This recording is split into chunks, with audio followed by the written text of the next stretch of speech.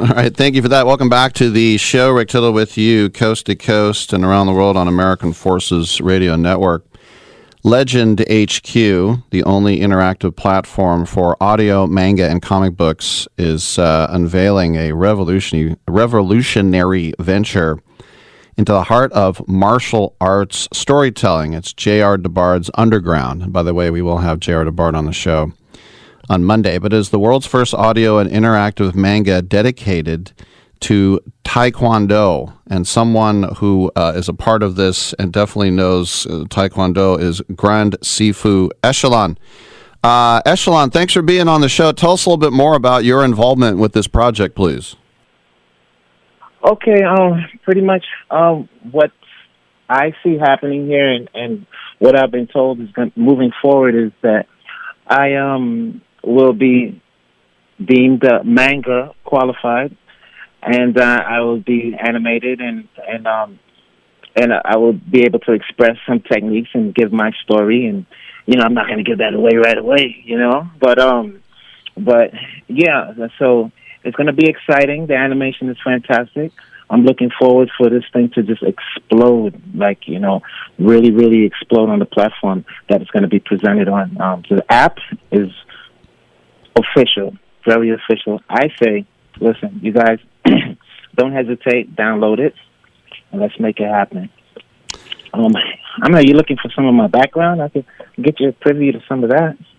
Well, I mean, it goes on and on. It's voluminous, all the people that you have studied with and that you have taught as well. But I'm interested, the technique, Buntao, yin-yang, shadow boxing. What is that style encompassing there? Okay. So Buntao, yin-yang, shadow boxing came as a vision to me, based on the fact that I wanted to be able to apply the Kung Fu techniques that I was learning in a sequential format in real time, and wasn't able to really do that successfully. So designed Buntao Yin Yang Shadow Boxing to accommodate that aspect of it. Okay, a lot of times when you're in martial arts schools and you'll see them doing particular forms or what have you, and then when it's time to spar, they'll put on gloves and they'll do something completely opposite of what they were practicing. And you're like, hey, what happened to all that other fancy stuff you was doing? Hey, because they're not being taught how to really apply those techniques in real time. But that's what I do. That's where I come in. That's where Buntao Yin Yang Shadow Boxing comes in. Buntao Yin Yang Shadow Boxing is, okay, let's cut to the chase. Bunto is a Cantonese word for criminal, renegade, outcast. It's a really touching story. Every time I tell it, it really moves me. Okay, so in the Qing Dynasty, there was an edict passed that anyone practicing Kung Fu will be prosecuted, their families thrown in jail, possibly, killed or what have you, because the government felt that if they practice, they might become elated and, become a threat to the government. So I named it Bunto to give respect and to pay homage to those that continue to practice so that we can practice today. And that's what it is. So when you were coming up as a teenager with Taekwondo and you put in a little wrestling, what would be the distinction, the main differences between Hark Fu Moon and Praying Mantis? Okay, Hark Fu Moon means Black Tiger Kung Fu in Cantonese Chinese, and Praying Mantis, Tang Long, is a northern technique that it mimics the movements of the mantis. Okay, so one is tiger, Hark Fu Moon is tiger, and Tang Long mantis is mantis, like depicting the movements of the actual insect itself. So is it the kind of thing where, when two guys box, they know the other guy's a boxer, but if somebody comes at you with the tiger and you're doing the mantis, can that coexist? Actually, yes. As a matter of fact, I designed a form called Thai Mantis, which combines the tiger and the mantis together in, expressing self-defense mannerisms. So, yes, they can coexist and they can work. And let me see.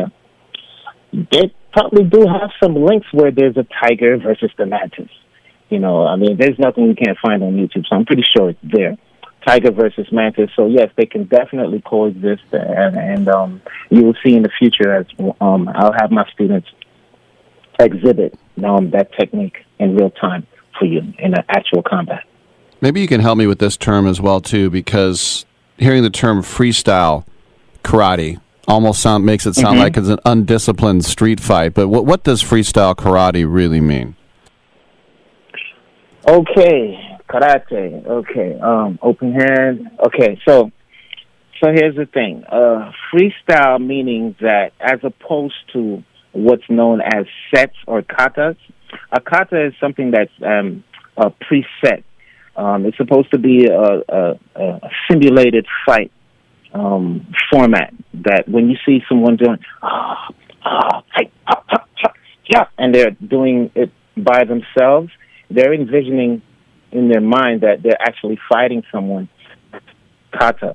And so all those moves are preset and they were learned, so there's a format that they constantly go over on a regular basis, and it's as a repetitive movement, as a repetitive technique, as a discipline for them to be ready to execute it in case of a confrontation. Okay, so in freestyle now, the transitioning that to freestyle is you just reacting to whatever is happening, using those techniques that are supposed to be embedded in your subconscious, right? Supposed to be embedded in your subconscious, and you're supposed to be able to react with it with the inclusion of the X factor, which is adrenaline, right? So, a lot of times there's a difficulty with that, and that's one of the problems that, is that exists in the martial world when it comes to real time, is that when the presence of adrenaline comes in within the body, the fight or flight, it's actually fight, flight, or freeze. And a lot of times you freeze. You might still be fighting, but you're freezing in the context of you not being able to express your technique in real time. Make sense? It's very interesting, yeah, the muscle memory that comes with that. Yeah, well, I'll just ask you one more question. Mm-hmm. When you learn all these different disciplines, then you yourself, as you fuse them together and sort of create your own style, when did you start being confident enough to say, I'm going to take all these things and kind of make my own style here? Wow, okay, that's a great question. Okay, so I didn't think of it from that standpoint as far as feeling confident enough to do that. I just felt like that it was necessary. It was a necessity, and sequentially, from a technical standpoint, the way that I put them together is so that it's comfortable for you to execute from the set form to the real time. Right, so let's take it back to, let's say, 1983. 1983 is when I actually really started to develop it. I said, you know what, I have to do something about it. A lot of kung fu guys are getting beat up, or a lot of martial artists are getting beat up because they're not being able to execute in real time. And so I found the missing formula to that would help them to engage and connect the missing piece, And so I'll give it away real quick. Okay, so what I have is fathom the fusion of emotion and technique, and then you have one. Fathom the fusion of emotion and technique, and you have one. And that's pretty much what the formula is. Very interesting. Yeah. So once again, LegendHQ, interactive platform for audio, manga, and comic books, coming out with Underground. We'll be speaking with the artist behind that, J.R. DeBard, on Monday, but we have been speaking with the Grand Sifu Eschelon. Hey, I've learned more in the last 10 minutes than in the last 10 years, so thank you. Really? Okay, I'm so happy I was able to do that for you. Yes. All right, thanks, man. Okay, great. All right, good. Yes. All right, good stuff.